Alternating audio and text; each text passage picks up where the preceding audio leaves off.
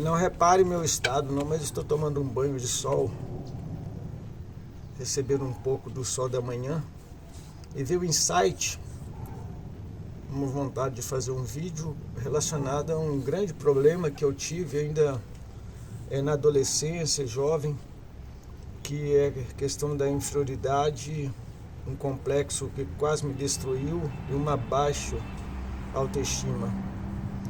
E isso foi algo que marcou muito a minha vida. Eu quero começar dizendo que nós temos, todos parecem ter uma dificuldade, porque existem o que tem um sentimento de inferioridade e tem os de superioridade.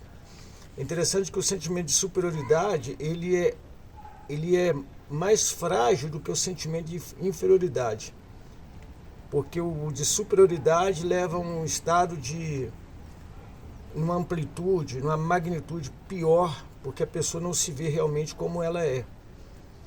E isso vai criando alguns problemas relacionais. Então nós temos dentro dessa dimensão psicológica, autoconceito, nós temos autoimagem e autoestima. O autoconceito e a autoimagem inclui os pensamentos, que é atitudes, sentimentos que temos a respeito de nós, como pensamos de nós mesmos. E essa autoestima significa algo um pouco diferente, porque é uma avaliação que o indivíduo faz do seu valor, uma valoração distorcida, a sua competência, o significado dessa competência, da sua visão. Enquanto a autoimagem e autoconceito envolvem uma autodescrição e a autoestima envolve uma autoavaliação, então nós temos dimensões que precisam ser bem colocadas para que a gente entenda o que nos incomoda muito. E nós temos a Bíblia, que a palavra de Deus e a autoestima, a Bíblia nos oferece uma perspectiva real de vencermos este complexo de inferioridade e uma condição de construirmos uma autoestima. Por quê? Porque na verdade o homem perdeu a sua identidade quando ele entregou-se às suas inclinações, suas paixões, quando ele pecou. No caso, biblicamente, o homem desviou-se dos propósitos de Deus. O ensino bíblico sobre o valor humano, os seres humanos são valiosos aos olhos de Deus. Fomos criados à imagem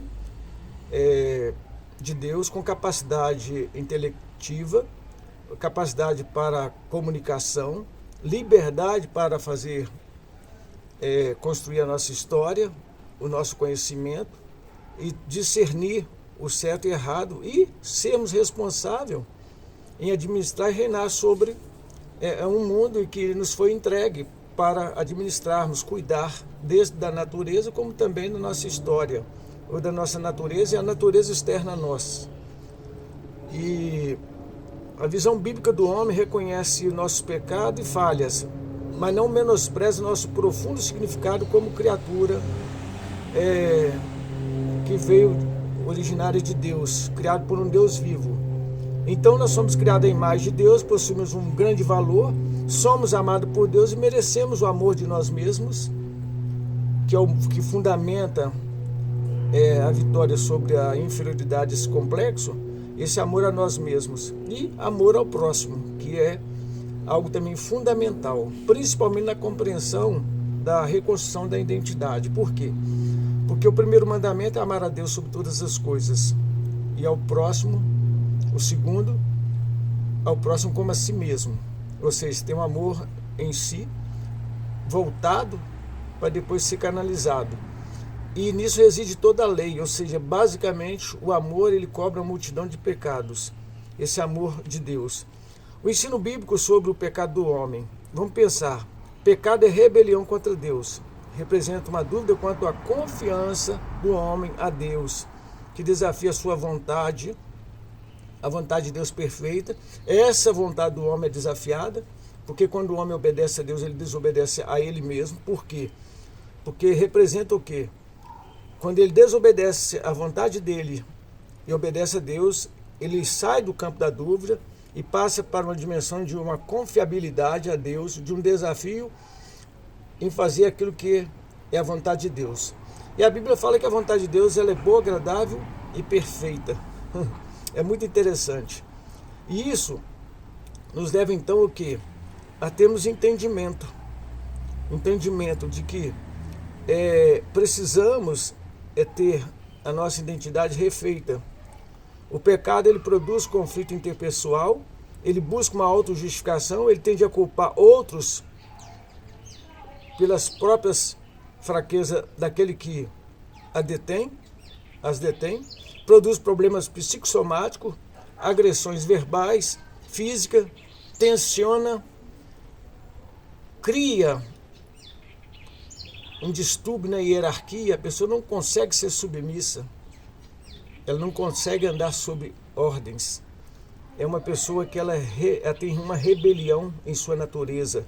Tudo isso influencia de maneira muito clara e com frequência um sentimento de culpa, rebaixando a pessoa a uma péssima e uma percepção distorcida de si mesmo, produzindo dúvida e, por fim, uma baixa estima. A pessoa tem certeza que não vale nada. O pecado, portanto, ele rompe com a nossa relação com Deus, nos anula aos olhos de Deus como seres humanos, e nessa relação precisamos então entender como que eu posso resgatar aquilo que eu perdi e que de Deus foi doado para mim, a própria vida. O homem sem Deus, ele não vive, ele vegeta. Ele consegue dar sentido em alguns pontos da sua vida, mas se desespera quando ele pensa no destino final, no definitivo. Aí nós temos o espírito bíblico sobre o orgulho, que nos fala também que é outra dimensão interna. O orgulho é caracterizado por um desejo exagerado de obter louvor externo. É uma dependência que a pessoa tem de um apoio externo, de uma muleta externa. É uma estimativa arrogante e insolente a respeito de si mesma em relação aos outros. Ela quer ser aplaudida. Esse é o problema de muitos que conseguem notoriedade e depois vê que ela vai caindo. Essa pessoa então entra em desespero. O orgulho é caracterizado então por um excesso, um desejo exorbitante, exacerbado. Agora nós temos por outro lado a pessoa humilde, ela aceita suas imperfeições, ela reconhece seus pecados, suas falhas,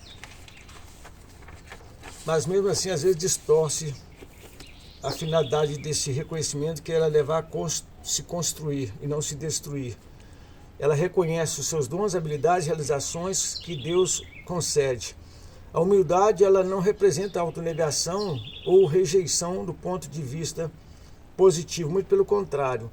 Ela leva a pessoa a se tornar dependente de Deus. É por isso que Jesus falou, felizes os pobres de espírito, bem-aventurados os que choram.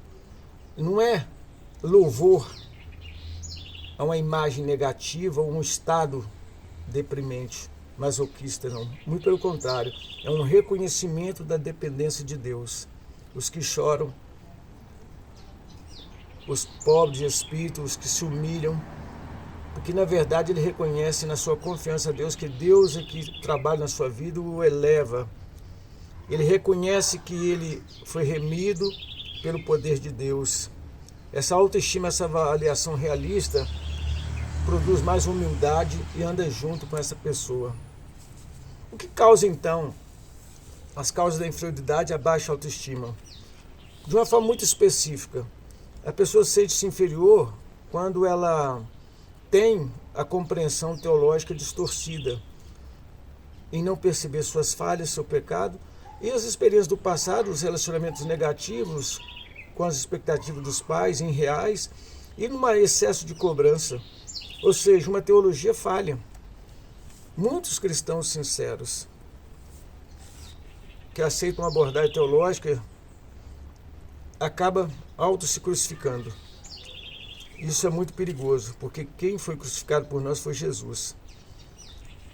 E começa então essa pessoa a se tornar um ser indigno, começa a se ver dessa forma. E na verdade, quando nós estamos entendendo a renúncia na perspectiva positiva, nós vamos entender que nossos desejos, pensamentos, a singularidade individual nossa, ela vai sendo adestrada, ela vai sendo paulatinamente educada. Vida com Deus é uma vida de educação e não de desespero. A pessoa aprende que vida com Deus é uma vida de crescimento, de reconhecimento e de afeto aos outros. Afeta isso, essa qualidade, essa virtude afeta outras pessoas. Elas conseguem ser alcançadas. Agora, uma teologia falha não consegue produzir isso, porque a pessoa vai se ver sempre como alguém que não vale nada. Porque aquilo que passa de bom em nós, por esse canal da nossa própria vida, atinge um objetivo. Aquilo também de ruim também, a maldição, antes de ela chegar a alguém, ela passa por nós, se é que estamos amaldiçoando. Eu convido você a não amaldiçoar e nem chamar maldição para a tua vida. O pecado, quando Deus criou o ser humano, ele deu um padrão. O homem, ele não apareceu do nada. O homem não surgiu assim aleatoriamente, não. Há um propósito eterno de Deus. Há uma realidade distinta e que distingue o homem, a sua racionalidade, a sua capacidade reflexiva, a sua possibilidade de perceber a diferença entre si, entre ele e os animais e tudo aquilo que existe em órbita, o cosmos. Então o pecado ele estragou, tirou a alegria desse homem, produziu remorso, culpa, decepção, e nisso já trouxe esse complexo de inferioridade, destruindo a própria autoestima. Por quê? Porque distanciou-se de Deus. Experiências passadas, nós temos que saber localizá-las. O nosso passado não pode produzir transtorno, tem que ser um mestre para a nossa vida. É muito fácil nós olharmos para trás e dizer: eu não tenho valor nenhum pelo que eu já escrevi na minha história. Eu sou uma pessoa que, se eu olhar meu passado, era para me estar na sarjeta, lançado ao pior caos. Mas a graça de Deus foi maior do que os meus pecados. A graça de Deus me alcançou. Quando nós olhamos para o nosso passado e lembramos daqueles fracassos, daquelas decepções que produzimos em muitos, aí nós podemos resgatar o que? A graça de Deus, a misericórdia, o sacrifício de Cristo. Ele nos resgatou, Ele restaurou a nossa identidade. Relacionamento entre pais e filhos, a autoestima da criança é formada em grande parte nesse período inicial. Se os pais são aqueles que estimulam os filhos de forma negativa, a forma negativa é aquela pela força, não pela instrução. Negativa por imposição e não por orientação. É denominada criança sempre uma limitação. A criança é uma burra, nunca aprende nada, não é capaz de nada. E essa criança, então, para provar, ela se supera. Alguns outros, por outro lado, se escambam para o pior campo, de uma estima baixa, de uma inferioridade, vai se destruindo, aí vai para as drogas ou alcoolismo. Nós temos que ter sentimentos reais que foram produzidos em nossa história, identificá-los e tratá-los. Há muitas críticas que acabam produzindo rejeição e que nós detestamos, ainda que depois nós não somos capazes nem de ouvir críticas construtivas. E as críticas, elas têm seu lugar devido, ela num tempo certo, ela constrói. A autocrítica na história é trazendo uma condição de refletirmos aquilo que nós recebemos por uma imposição da literatura, política, econômica, e isso nos leva à reflexão.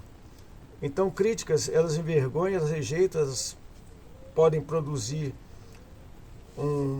uma disposição de barreira na própria pessoa, uma apropriação direta de uma rejeição nessa construção já maculada na infância.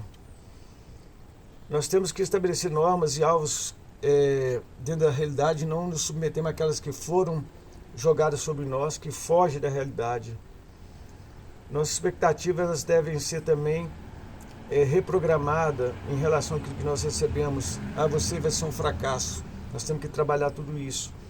Ou seja, relacionamento entre pais e filhos determinam muito, porque vão expressar a força que tem, vão mostrar a força que tem, os elogios, o encorajamento, o apoio emocional. Se faltar isso, é um perigo. Vai implicar que as crianças possam ser tanto aceitas em seu ambiente como crianças que com certo grau de educação, que não amolam, né, que não dão trabalho, que são crianças que não são estúpidas e nem incompetentes, muito pelo contrário, são crianças. E como crianças terão suas fases respeitadas. Essa criança, então, mal orientada e depreciada, ela vai resistir carinhos, não vai dar carinho, não vai resistir abraços e qualquer tipo de afeto. E temos ainda os outros extremos, que é a superproteção. E aquele controle pelo afeto. Eu amo e quero ser correspondido, então você não pode me decepcionar porque eu te cubro.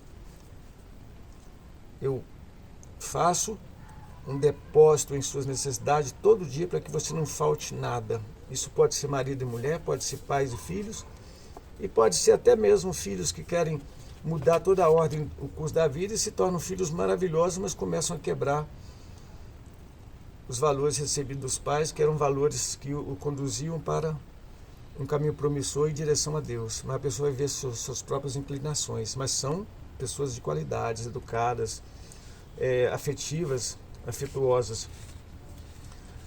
Expectativas pouco realistas, elas produzem em nós nos faz próprios inimigos. Porque eu devo satisfazer a padrões que são me exigidos. E toda vez que eu devo de atingir isso, eu sofro, porque eu não estou correspondendo. Principalmente aqueles que me conferiram muito afeto, muito sentimento.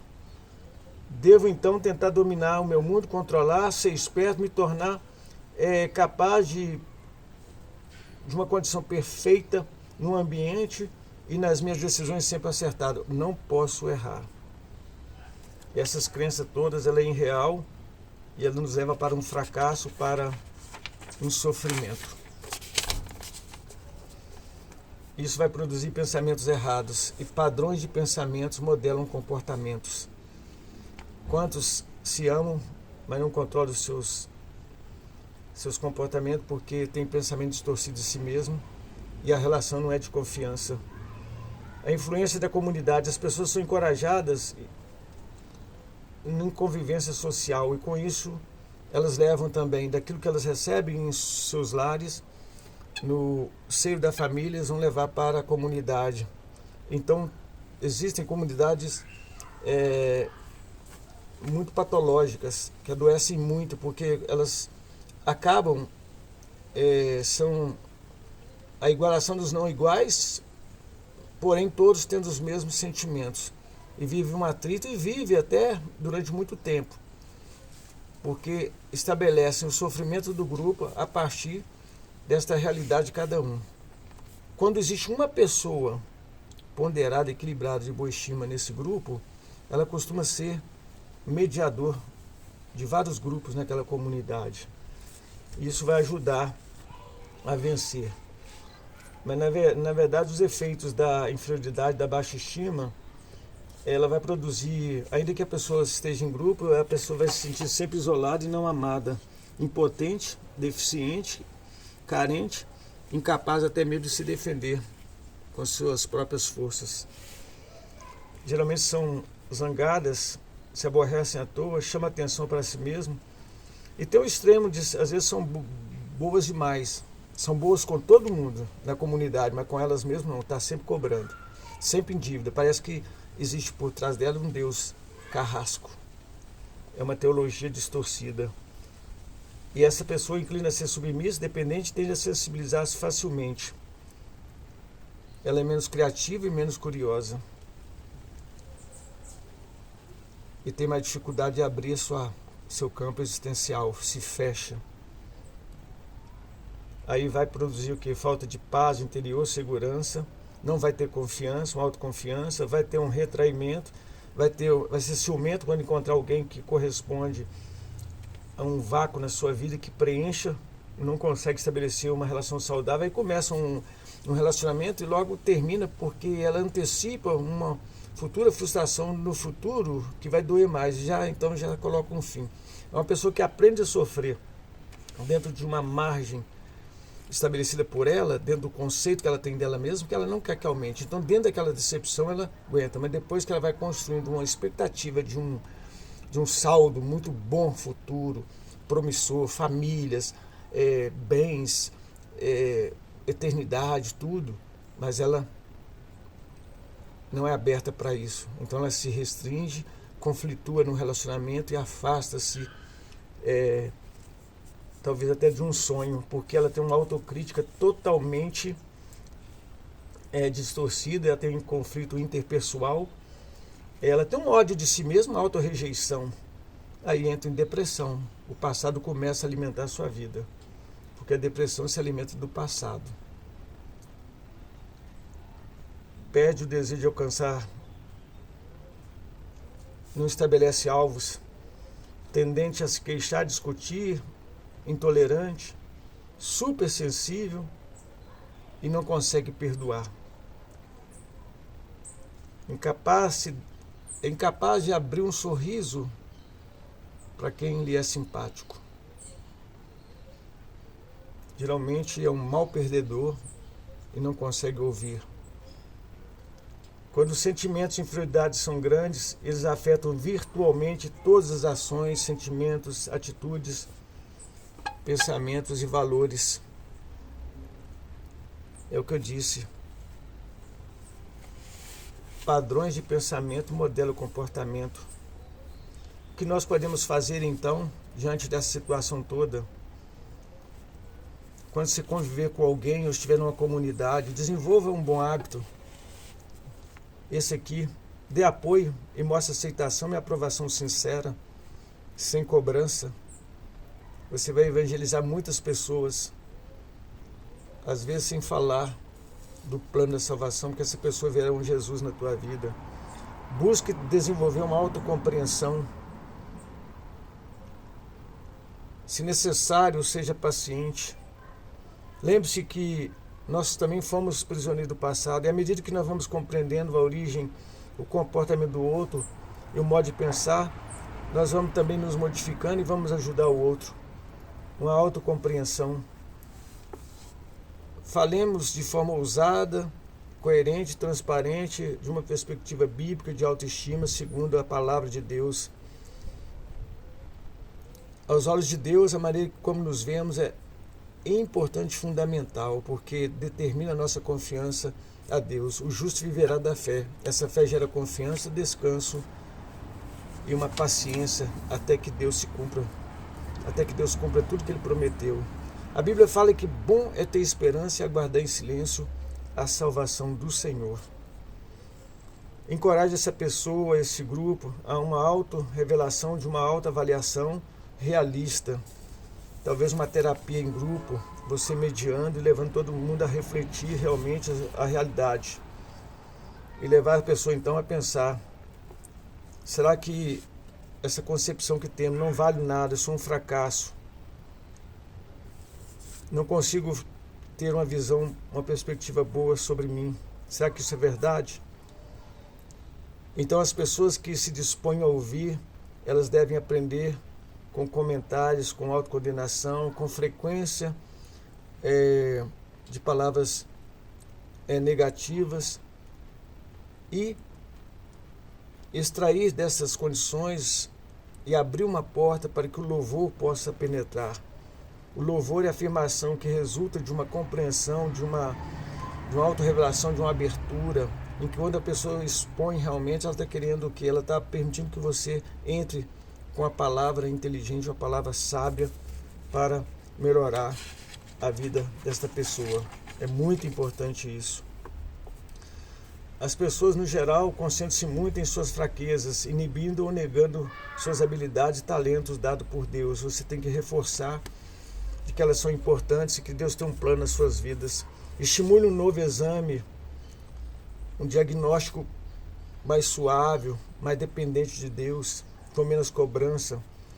Ensine a pessoa a olhar a sua vida, tanto a pequeno, médio e longo prazo. Exorte essa pessoa a entender que é um ser inteligente, que pode refletir e vencer suas inclinações, seus pensamentos negativos.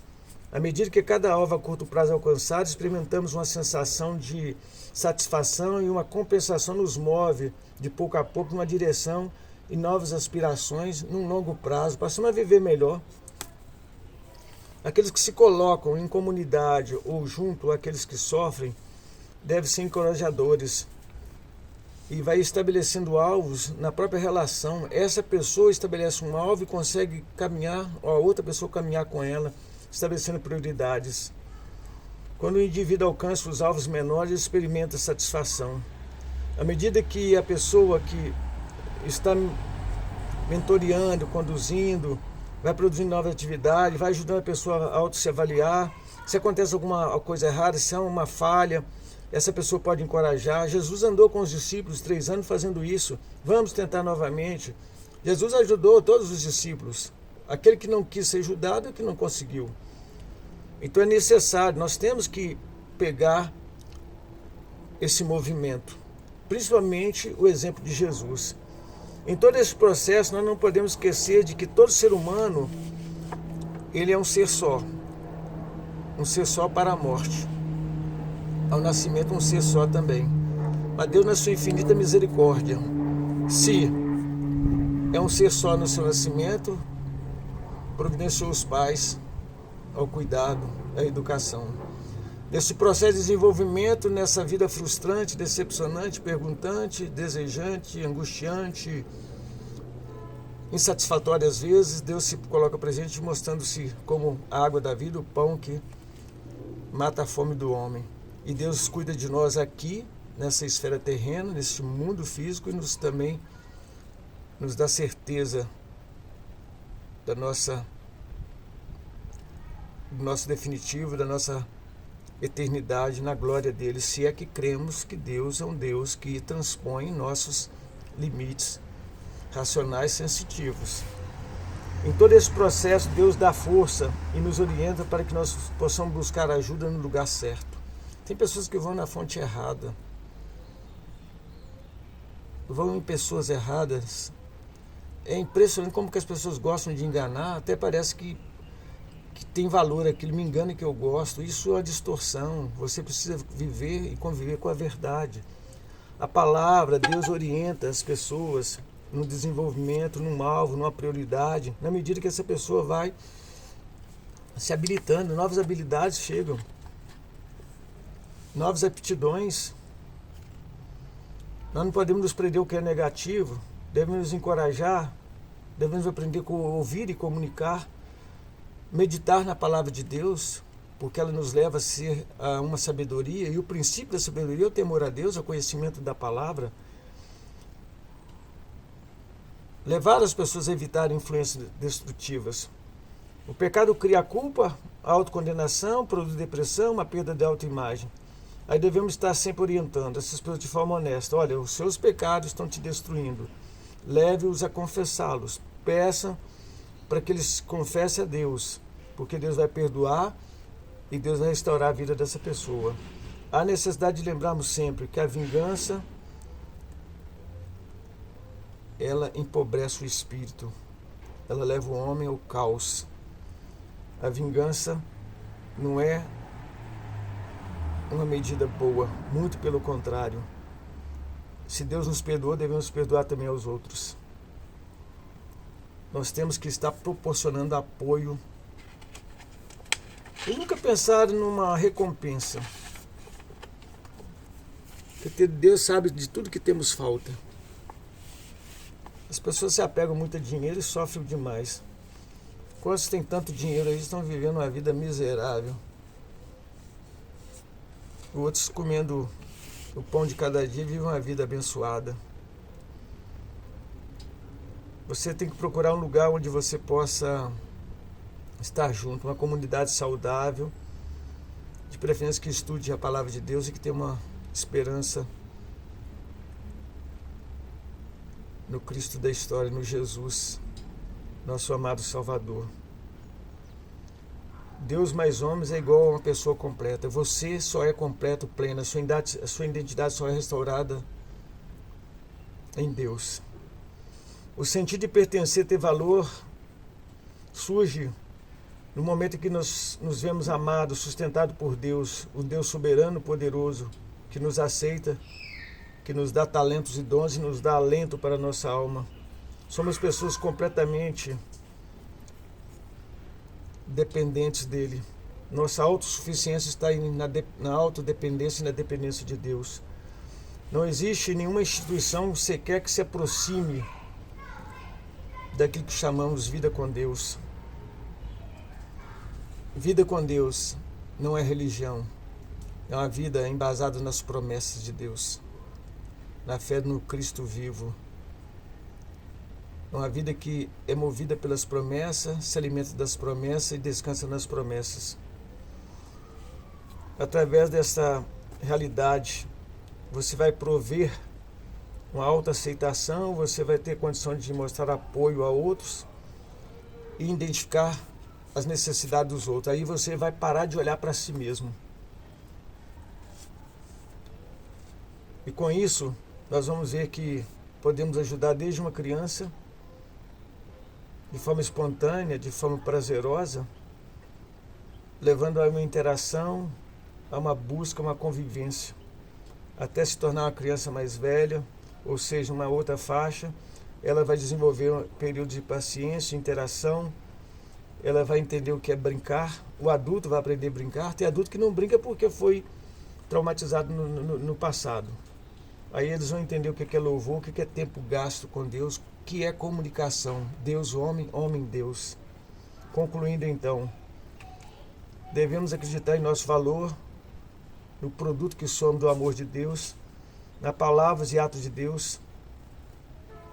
Como é bom compreender que somos a Igreja de Deus, o templo do Espírito Santo de Deus, e que nós podemos desempenhar um papel vital neste mundo, sendo suporte preventivo de problema de muitos